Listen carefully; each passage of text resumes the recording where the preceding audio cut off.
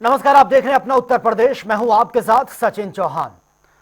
CM योगी की अध्यक्षता में यूपी कैबिनेट की आज मीटिंग हुई है, जहां मीटिंग में राज्य के विकास से जुड़े 15 महत्वपूर्ण प्रस्ताव को मंजूरी दी गई। इसमें नगरीय परिवहन, आउटसोर्सिंग, आईटी, निर्यात नीति और शिक्षा जैसे क्षेत्रों में कई अहम निर्णय लिए गए हैं।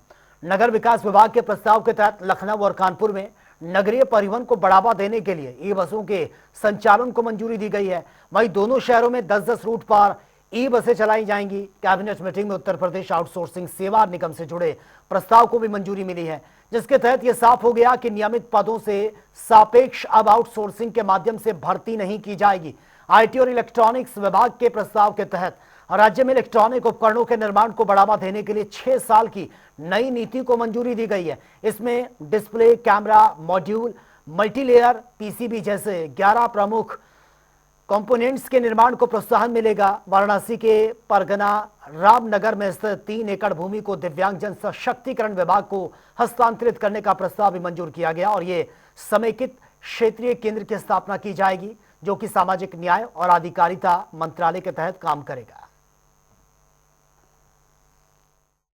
आज की मंत्रिपरिषद ने के समक्ष कुल 16 प्रस्ताव आए थे, जिसमें से एक प्रस्ताव कृषि विभाग का स्थगित किया गया और 15 प्रस्तावों पर मंत्रिपरिषद की सहमति मिल गई, जिसमें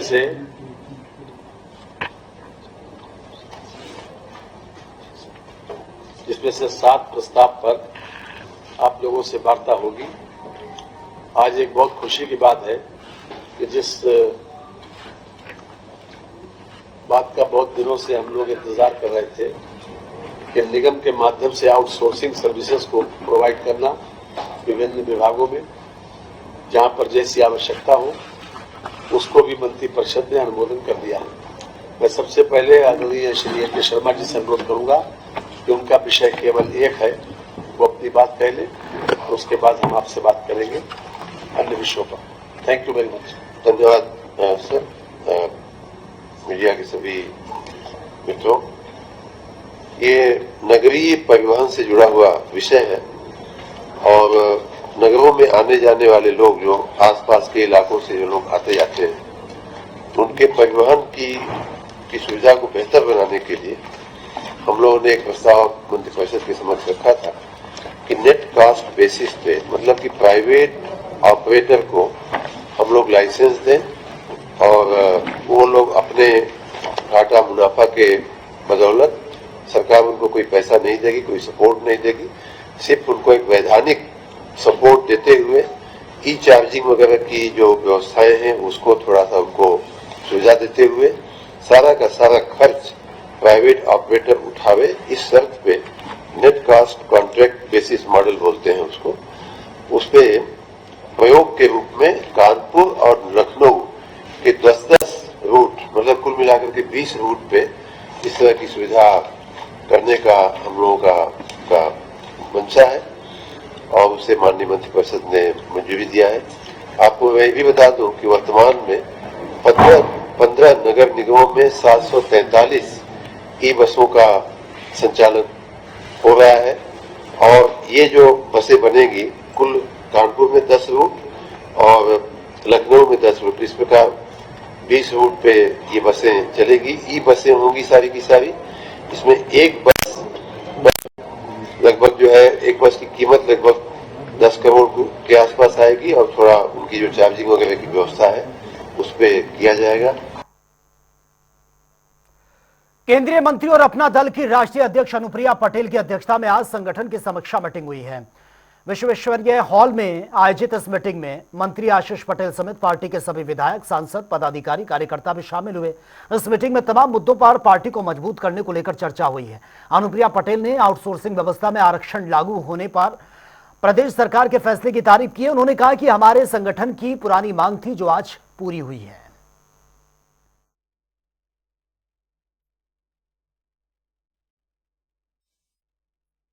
उत्तर प्रदेश सरकार की कैबिनेट ने जो ऐतिहासिक निर्णय लिया है, जो अपना दल इसकी लंबे समय से मांग रही है, आउटसोर्सिंग में आरक्षण की नियमावली के पालन के लिए एक व्यवस्था बनाने का हम उस निर्णय का स्वागत करते हैं, अभिनंदन करते हैं और हमें बहुत प्रसन्नता है कि अपना दल एस परिवार की इस बहुप्रतीक्षित मांग को स्वीकार किया गया है और आउटसोर्सिंग में अब आरक्षण के नियमों का पालन होगा और खास तौर से जो वंचित समुदाय है उसको इसका लाभ मिलेगा।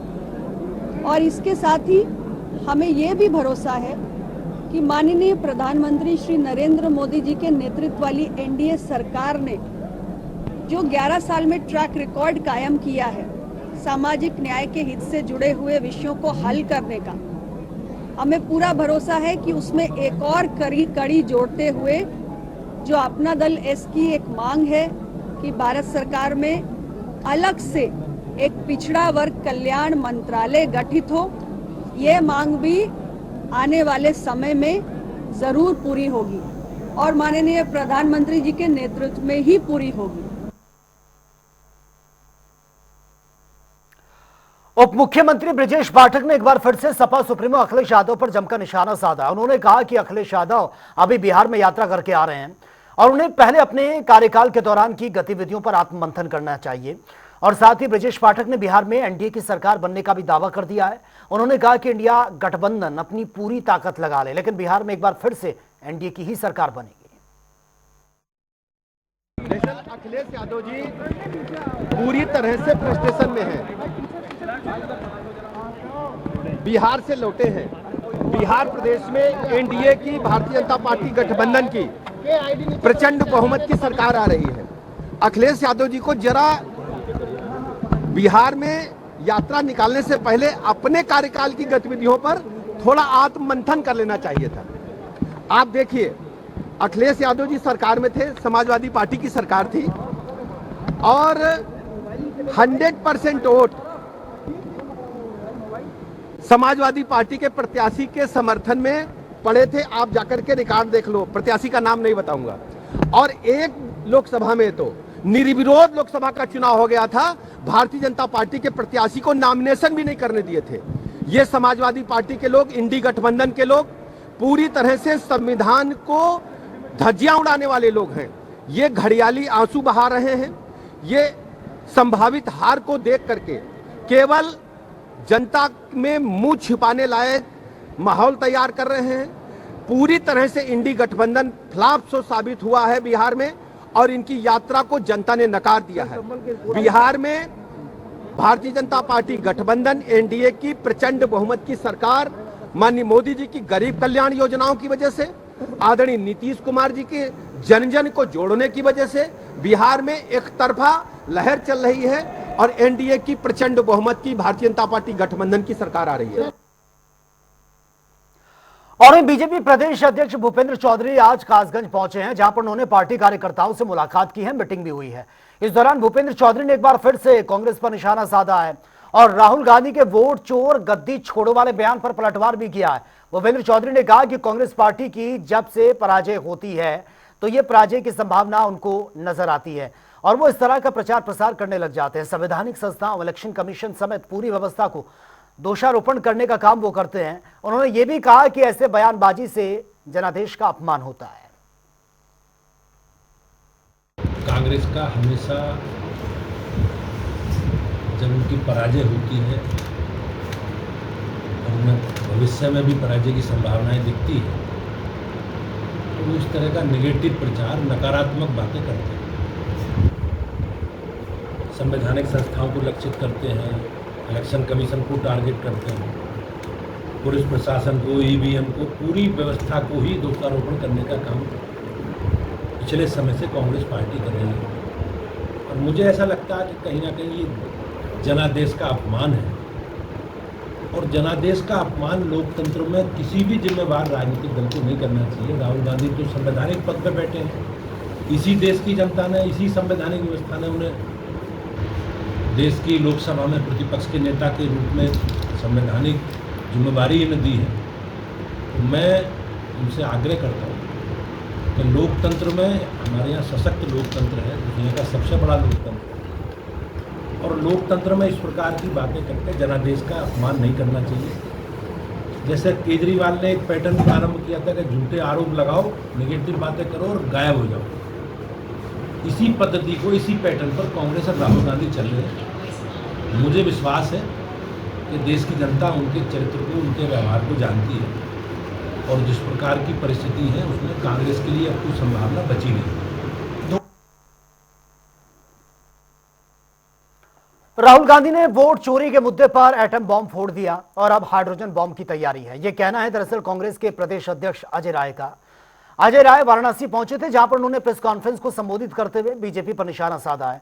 उन्होंने कहा कि बीजेपी ने वोट चोरी करके केंद्र में सरकार बनाई। इसी के साथ ही यह भी आरोप लगा दिया बिहार में वोटर अधिकार यात्रा के दौरान बीजेपी के कार्यकर्ताओं द्वारा यात्रा पर हमला और काला कपड़ा राहुल गांधी को दिखाया गया। इससे साफ जाहिर होता है कि बीजेपी घबरा गई है। साथ ही उन्होंने कहा कि राहुल गांधी ने बिहार में वोटर अधिकार यात्रा के आखिरी दिन देश को यह बता दिया कि वोट चोरी का हाइड्रोजन बॉम्ब बहुत जल्द जनता के बीच आएगा, तब बीजेपी वाले अपना मुंह तक नहीं दिखा पाएंगे।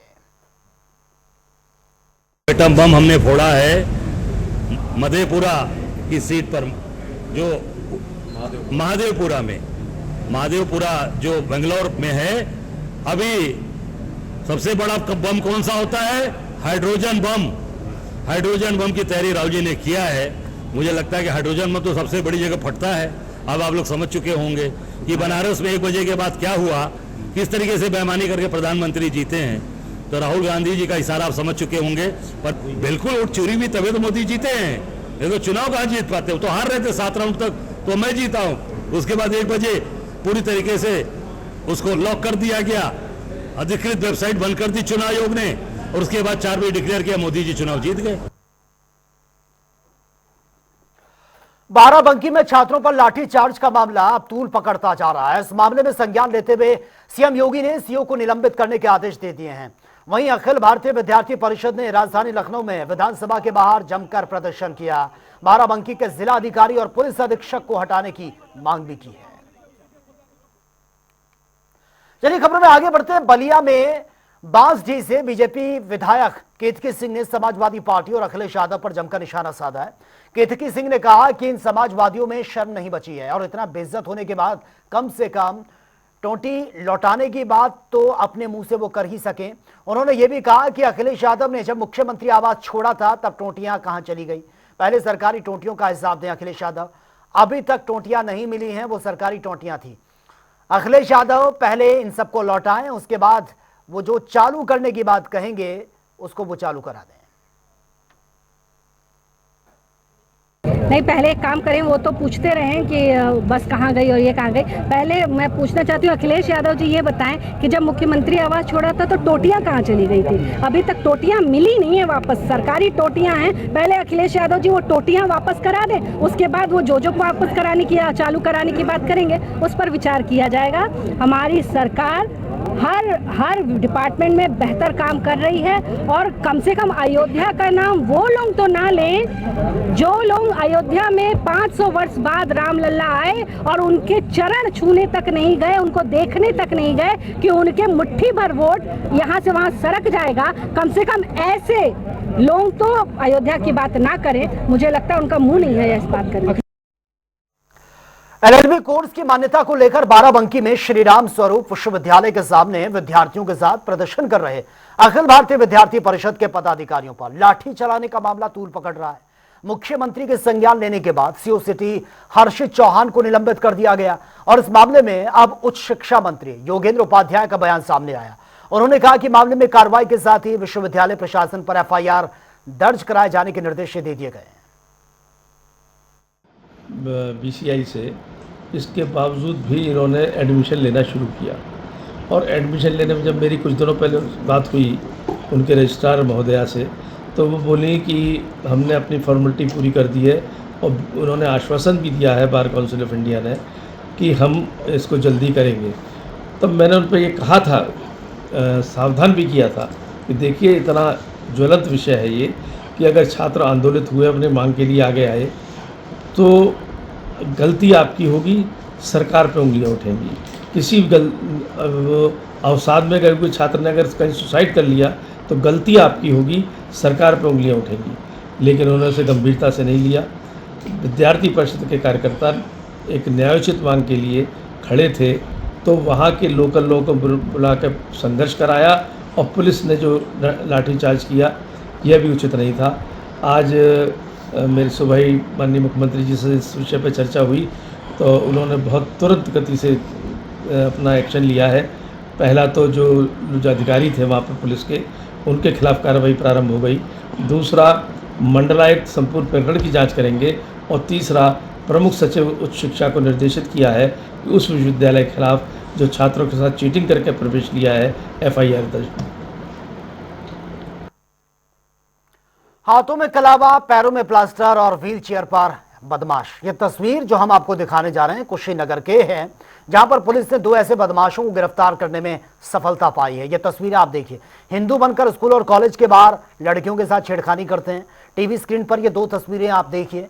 पहली तस्वीर ये कुशीनगर की है और दूसरी तस्वीर फर्रुखाबाद की। इन तस्वीरों में समानता यह है कि वीडियो में दिख रहे चारों बदमाश मुस्लिम हैं और स्कूल कॉलेज के बाहर लड़कियों के साथ छेड़खानी करते हैं, खुद को हिंदू बताकर। और उसके बाद पुलिस ने इनको गिरफ्तार भी कर लिया है। गिरफ्तारी के समय आरोपी काफी माफी भी मांगते हुए नजर आए हैं और गिड़गिड़ाते नजर आए हैं कि साहब ऐसी गलती अब दोबारा नहीं करेंगे। फिलहाल पुलिस ने दोनों को अरेस्ट कर लिया है और ये तस्वीर आपके सामने है।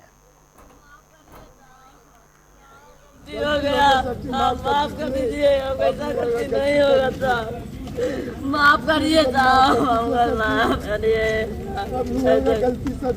साहब गलती हो गया, आप माफ कर दीजिए, ऐसा गलती नहीं होगा था, माफ करिए साहब, माफ करिए, साहब गलती हो गया, आप माफ कर दीजिए, साहब गलती हो गया। चलिए आगे बढ़ते हैं। कौशाम्बी में पुलिस ने स्नैचिंग करने वाले गिरोह का पर्दाफाश करते हुए एक ही गांव की 7 महिलाओं समेत 2 पुरुषों को दबोचा है। पुलिस ने आरोपियों के पास से 19 मंगलसूत्र समेत बड़ी मात्रा में ज्वेलरी, सर्जिकल ब्लेड और साथ ही अवैध तमंचा भी बरामद किया। खबर के आधार पर पुलिस पूछताछ में पता चला कि गिरोह फतेहपुर के रहमान बाबा मेले से स्नैचिंग कर लौट रहा था। ये जो है थाना सैनी पुलिस ने, हमारी पूरी टीम ने एक अच्छा गुडवर्क किया, जिसमें 7 महिलाएं और 2 पुरुष गिरफ्तार किए गए हैं। इनका काम है कि ये गाड़ियों में, भीड़ भाड़ वाले स्थान में या मेलों में ये महिलाएं एक्टिव होती हैं और जो इनको टारगेट अपना बना करके जो भी होता है ये तत्काल उनका सामान गायब कर देती हैं, उनके आभूषण गायब कर देती हैं, उनके पास जो भी कीमती सामान होता है वो गायब कर देती हैं, जिसका खुलासा कल जो है पकड़ के थाना सैनी पुलिस ने किया है। सर ये गिरोह कब से काम कर रहा था? ये तो पुराना है। ये हमारे यहाँ थाना करारी क्षेत्र में जो है एक गांव है जिसपे हम लोग वर्क कर रहे हैं। उसपे बहुत सारे अभी पूर्व में भी खुलासा हो चुका है, कई महिलाएं वहाँ की और भी जेल जा चुकी हैं। जो पकड़ी गई हैं सामने, वो उनके पास से 19 मंगलसूत्र बरामद हुए हैं, जो विभिन्न स्थानों पर इन्होंने जो घटनाएं की हैं, और जो भी इसके बाद जांच में आएगा वो अपने। कौशाम्बी के सराय अकल थाना क्षेत्र में बालू भंडारण का खेल जो है वो उजागर हुआ है। आरोप है कि खनन विभाग की मिलीभगत से धड़ल्ले से बालू की बिक्री हो रही है। जानकारी के अनुसार बिना नाप जोक के ही बालू की बिक्री यहां पर हो रही है और यहां तक कि बालू भंडारण से सीसीटीवी कैमरे और इलेक्ट्रॉनिक कांटा भी गायब है। उस्मानपुर, पुरखास और गोविंदपुर साथ ही सेवथा गांव में संचालित बालू भंडारण पर एनजीटी के नियमों की खुलेआम धज्जियां उड़ रही हैं। ग्रामीणों का आरोप है कि खनन माफियाओं को वो संरक्षण विभागीय अधिकारी दे रहे हैं। मामले की जानकारी होने के बावजूद भी अब तक कोई भी एक्शन नहीं लिया गया है।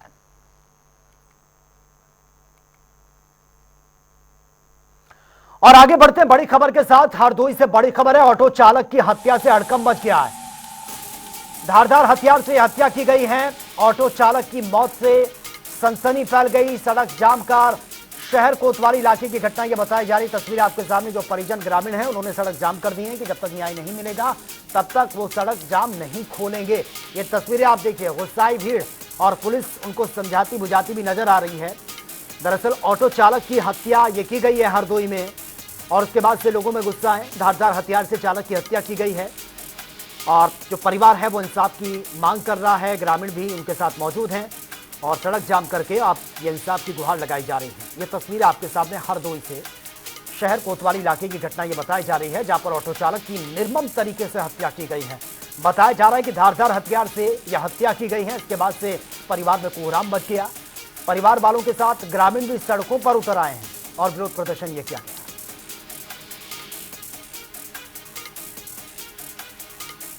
और इस खबर पर ज्यादा जानकारी के साथ संवाददाता अनुभव इस वक्त फोन लाइन पर हमारे साथ बने। अनुभव, ऑटो चालक की हत्या का यह मामला है, तस्वीरें भी हम अपने दर्शकों को दिखा रहे हैं। फिलहाल जांच पड़ताल में कुछ चीजें क्लियर हो पाई हैं कि किसने यह हत्या की है, और जो जाम अब तक घर वाले और ग्रामीण लगा रहे थे, क्या वो जाम खुलवा दिया गया है?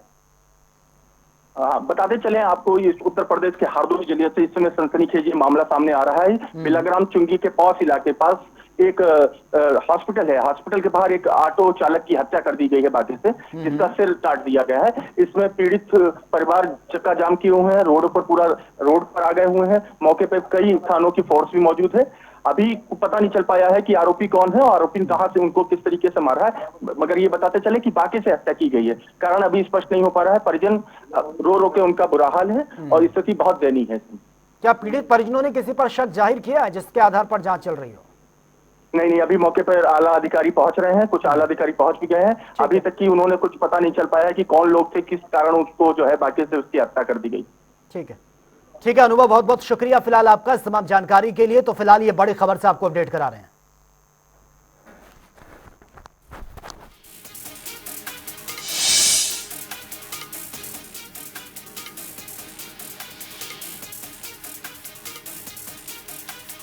तमाम खबरों की ताबड़तोड़ अंदाज में।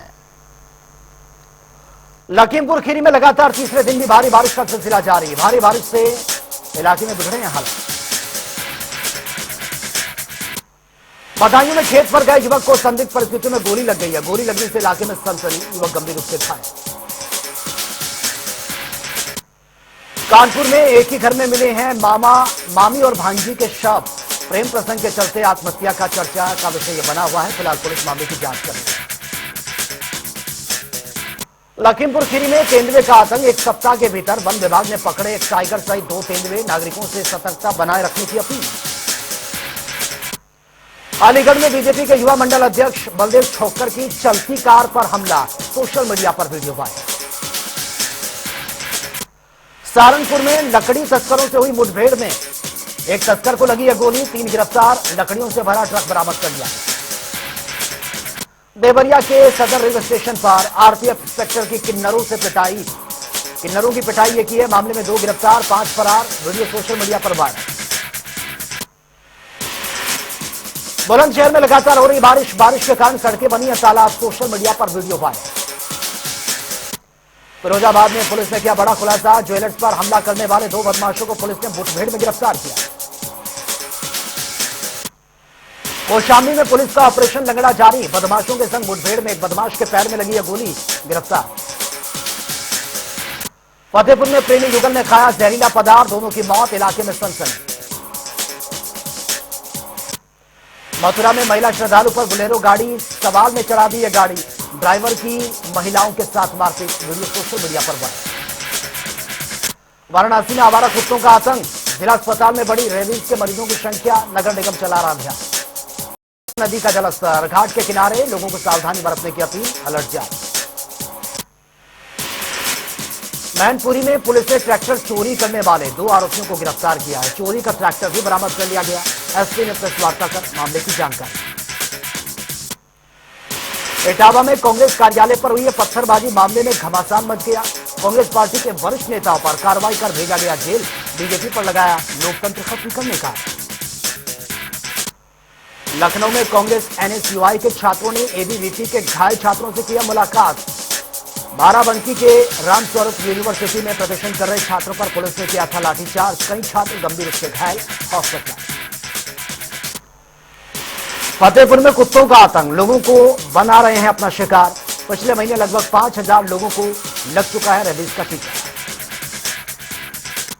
अलीगढ़ में कई दिनों से लगातार हो रही है बारिश के चलते गिरा है मकान। परिजनों ने की सरकार से मुआवजे की मांग। सहारनपुर में बेटी से स्कूल में हुई छेड़छाड़ की शिकायत को लेकर पहुंचे हैं पिता की पिटाई। स्कूल के प्रिंसिपल ने जमकर पिटाई की है। घायल पिता का सीएचसी में इलाज जारी।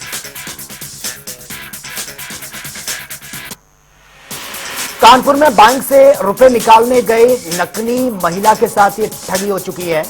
दरअसल अखबार की गड्डी थमाकर फरार हो गया ठग। घाटमपुर थाना क्षेत्र के पतारा कस्बे की घटना।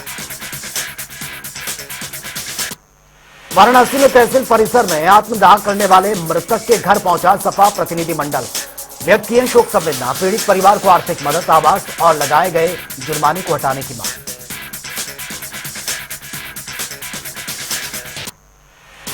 अमेठी में देर रात शॉर्ट सर्किट के चलते इलेक्ट्रॉनिक दुकान में भीषण आग लग गई है। गोदाम को अपनी चपेट में ले लिया, लाखों का सामान जलकर राख हो गया।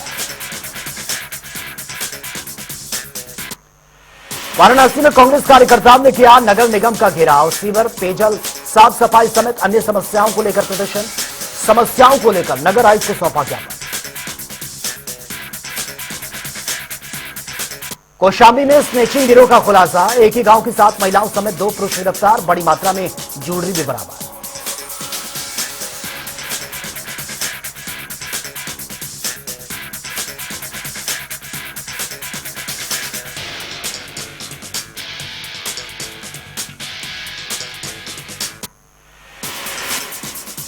कौशाम्बी में स्नेचिंग गिरोह का खुलासा। एक ही गांव की 7 महिलाओं समेत 2 पुरुष गिरफ्तार, भारी मात्रा में ज्वेलरी बरामद।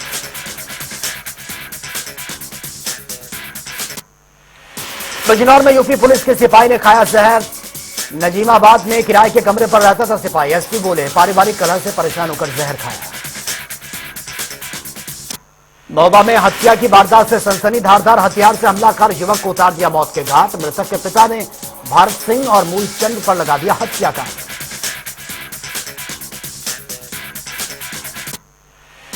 कानपुर देहात पुलिस को मिली है बड़ी सफलता। डीजल पेट्रोल चोर गैंग के 5 सदस्यों को किया गिरफ्तार। एक डीसीएम समेत चोरी के उपकरण और 215 लीटर डीजल बरामद। राह चलते वाहनों से तेल चुराकर बेचते थे आरोपी।